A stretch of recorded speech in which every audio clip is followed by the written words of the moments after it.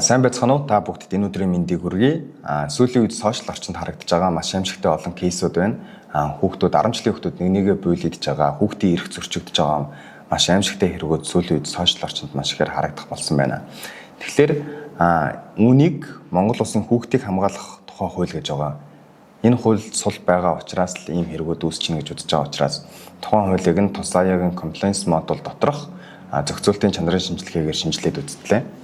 Тэгээд шинжилээд үзэхэд субъектив цаг хугацааны тодорхой бус байдал эсвэл найруулга үгний үед тодорхой бус байдал логик зөрчилдөөнтэй гэх мэт маш олон алдаанууд илэрсэн. За тэр алдаануудаас ерөнхийд нь жишээ болгоод хүргэх юм бол төр гэдэг хугацааг тодорхой болгох шаардлагатай. Жишээлх юм бол аюултай нөхцөлд байгаа хүүхдийг төр байрлуулна гэдэг нь хэдэн цаг хэдэн хоног болох нь тодорхойгүй байна. Тодорхойтой хугацаа байхгүй бол хүүхэд эрх зүйн хоосон орчинд үлдэх эрсдэлтэй гэж байгаа юм. Тэгэхээр энэ дээр энэ хүүхдийг одоо аюултай нөхцөлд байгаа юм бол тэдэн цаг байлгах юм уу эсвэл тэдэн хоног байлгах юм уу гэсэн яг зоосон хугацаа байхгүй. За дараагийн жишээ гэх юм бол үзэж болно биш үзнэ. Хүүхдийн дэргэд архитан согтуурах, хүүхдийн орчин согтуу нэвтрхийг хүүхдийг эрсдэлт байдалд оруулсантай адилтгаж үзэж болно гэж байгаа юм. Ингээд хэлчихээр энэ нь аль нэг тал руугаа хатуу зааж өгөөгүй, тийм ч байж болно эсвэл үгүй ч байж болно гэсэн бас найруулгын хувьд алдаатай болоод явчихж байна.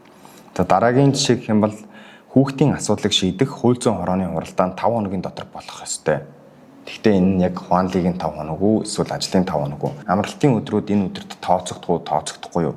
Гэх мэт байдлаар аюул учир дутагдaltaй байна. Энэ нь эргээд өөрөө хүүхдийг эрсдэлд орох, эрх зүйн хувьд сул орон зай үүсгээд байна гэсэн.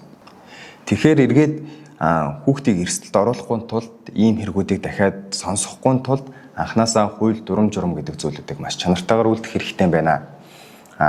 Тэгээд үйлдэлсэн байгаа хууль дүрм журмууд дээрээ эргээд оншилдог, сайжруулдаг байцгаая. Баярлалаа.